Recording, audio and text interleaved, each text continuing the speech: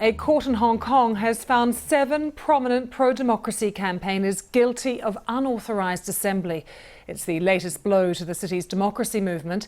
The group were accused of taking part in assembly in August 2019 when the city was engulfed by anti-government protests. They had pleaded not guilty to the charge. Among those on trial, barrister and Democratic Party founder Martin Lee, who is 82, and media billionaire Jimmy Lai. Since their detentions, small groups of supporters have been surrounding the court building, although sentencing will be delivered at a later date. Emily Lau is the former legislator and chair of the Democratic Party and was at the court to hear the verdicts. She gave us her reaction to the court's decision. We feel very dismayed and distressed, but maybe not too surprised, given the pressure that the whole of Hong Kong is under. If you were here, you would feel it.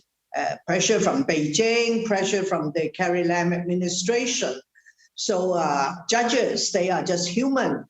But it's very sad to see these people who have made so many contributions to the development of the city were today found guilty because they took part in a peaceful and non-violent demonstration. I mean, they are world famous for activists, for taking part in fighting for freedom, for democracy, for Hong Kong, and never supported violence. We would like to think that our judges, our courts are still independent, objective, free, and fair. And so whatever they do, everything they do will send a signal, not just to Hong Kong, to Beijing, and to the whole world, whether the independence of the judiciary is still there. Some people, of course, don't believe it anymore. I still have some hope that we still have some form of independent judiciary. And so we never know. The sentence will be on the 16th of this month. And I certainly hope they will not all be locked up. Well, let's talk now to Howard Zhang from the BBC Chinese service. As Emily was saying there, and we know, Howard, these are very prominent activists who were found guilty today of unauthorised assembly. What sort of prison sentence could they receive? If you just look at the current Hong Kong law, these two charges, one is organising unauthorised assembly, the other is participating in unauthorised assembly. The top sentence would be about 5 years, and no one's sure, how the sentencing will be carried out. Would they be stacked up together, the two charges, and or it will be a single sentence? So that we're waiting to see.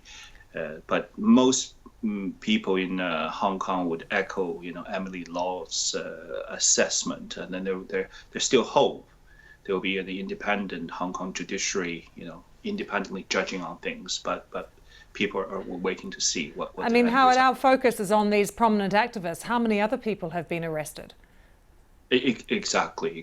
And recently there were some protesters who were jailed in mainland, who brought back to Hong Kong. There were, people, if you talk to ordinary Hong Kongers, many of them know people being arrested, and also they all know some people are either getting ready or already packed up and left. So it depends on who you talk to. The scene is quite pessimistic to many.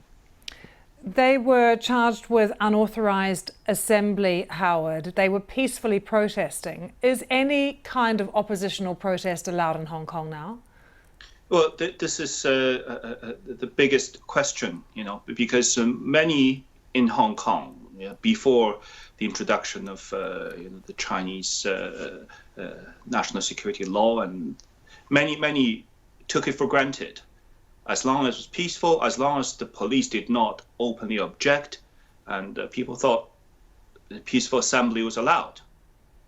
But now apparently it's not the case anymore. So things are changing. And, so Howard, when Emily and others say to the BBC, when we talk to them, and even on the streets of Hong Kong, they say, look, the struggle will continue. How can it? Well, I guess there will always be, like her, like a few really determined individuals, and you can still see that type of determination and struggle. But for the many, it's a fact. You don't see the mass demonstrations anymore. And is it likely to happen again? It's a big question now. And the significance this is as well this week of the electoral law being changed. Do you think we'll see any opposition figures putting themselves forward for the LegCo, knowing that they'll be vetted by this Beijing committee? Exactly as you said, that they can put themselves forward, but the vetting process is not controlled by them.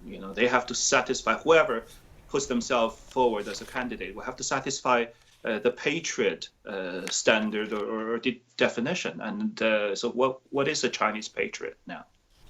Howard, thanks so much for joining us from our Chinese service.